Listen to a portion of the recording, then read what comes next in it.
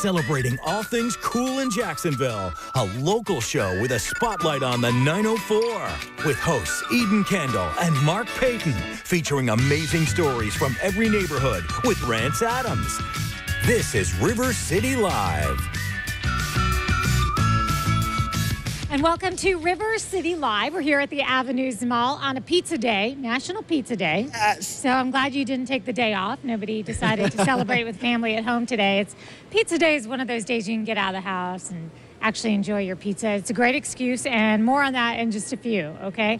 So we're going to get right to it because we have some really fun things to share with you this show. Lots of them have to do with making your Valentine's Day very, very special. But first, say what you will about social media, but there's something really nice about when there is, unfortunately, these disasters or terrible tragedies that happen, that you can actually know instantly if your loved ones that live in the area of these things that happen are okay. People can check in as safe. On Facebook, well, on Wednesday, Facebook added a new feature to their safety check called Community Help. And now when you're checking in, if there's something you need, whether it's first aid care or water or baby formula or what have you, you can actually communicate with people on that level as well. It makes it really simple. So that's it really redeeming quality about Facebook right there. There's so much power if you think about it, what they have, leveraging their technology, because you have all these people that are connected and you could share messages. So it's just a smart thing. We have the storm pins that we have, remember, during the hurricane, kind of the same thing, taking social media, putting it together, and being ultimately a great resource to connect people. And in this case, it's in times of an emergency. So I like it. And it's like what you said to start out, say what you want about social media, but when you leverage that power to what it could potentially do, it really is something special. Well, when it started, it was the whole, I'm safe. And at first it was kind of like, wait, what? But you don't realize how impactful that is because, you have people and family all over the country. I had people calling me like, are you guys all right? And my phone was dead, and so they were worried. But, being able to make those requests because, people do get tied up in situations where they can't get the resources they need. So being able to put that on Facebook where you're connected to so many people, it is the matrix.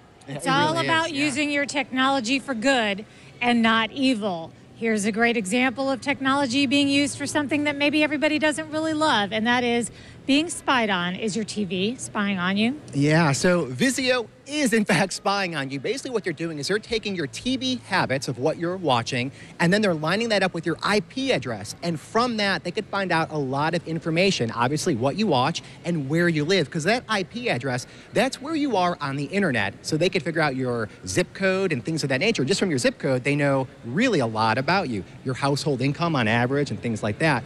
They took this information and they sold it illegally to advertisers. So there's a lawsuit out there for $2.2 million. And what they were ordered to do is to delete all that information.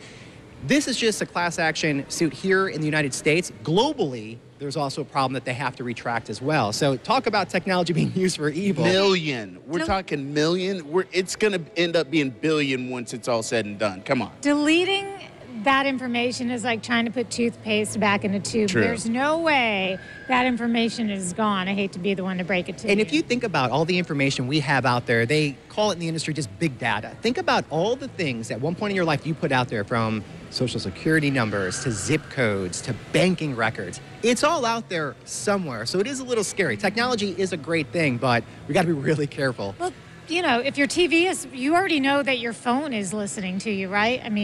That's been the discussion in our house because I was like, oh, let's get Alexa, and bring her in. And people are like, no, I don't want anybody eavesdropping on. And in the moment, you're like, that doesn't make sense. But, when it comes up to that product, they are kind of technically, could be. Yeah, I like when I mention a product and the next thing you know, it's in my feed as an advertisement. You just have to get with it. You just have to understand that that's just the way of the world. So I have a question for moms. Are you in your family photos? Scary Mommy, a great blog, has challenged moms to go through all of their social media pictures and take a look and see, are you in the pictures? Sure, you've got your kids and maybe dad's in a lot of the pictures, but mom's usually the photographer. And if you really think about this, when you ask mom to pose for a picture, she's not 100% always ready to get in a picture. There's the whole I look terrible, the makeup, there are a lot of reasons for it. So they're encouraging moms to make more of an effort to make sure you're capturing those moments and not being the one who's always taking the picture. Sometimes you need to get in it. That's why they invented selfies. Guess who is a master of the selfies and the ussies? Oh, yeah, short alligator arms, but I know angles. You know, angles. I think, you know, the real big part of this is getting dads to be proactive and take that picture. I know growing up, when I look at old photo albums, my mom did such a great job putting it together where you see me and all my siblings. You don't see her. Out of probably, I don't know, 10 years of my life, she's in there 3 or 4 times. And it's kind of sad. You know, you just don't capture the moment. And even now, having 4 kids and with my wife, as soon as you have a baby, I understand you don't want to be, you know, in pictures and things like that. You're not feeling your greatest. At least that's the excuse that you get. But you got to document it. It's so important because those memories are really all you have and time flies. So I'm a really big proponent of that. You got to capture those moments. I just so dads, take the pictures. I would like to put this out there. It's not always on the dads because we've taken pictures with Eden. It's like, I got to see it first before you put this out there. I do. Of course so, I do. you know, and after a while, the dads are like, I just want to get the picture and keep it moving. Well, I'm going to be pro-mommy with this. Hey, we live in a digital era right now, right? So all you have to do is just look through those and find the ones you want. So just take a bunch of pictures and find the one you want. You know, so you got to capture that. Okay, so message received, we're good. Okay, think about your wedding gifts now. I want you to think about everything you received as a wedding gift. Maybe a coffee press, maybe it was a mixer. Do you use them?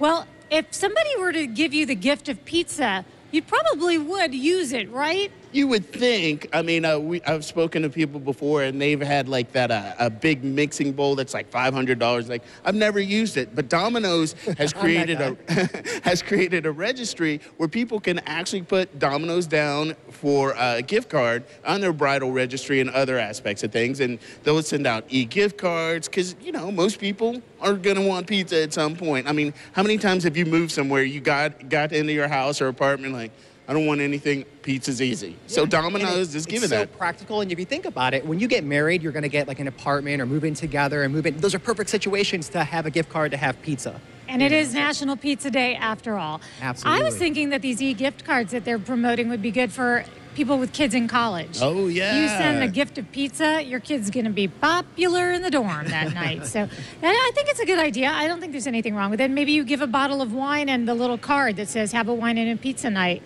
To your kid in us. college. Awesome. We know what. No, that's to the wedding people. No, Don't drink wine. You're getting way ahead of me right now.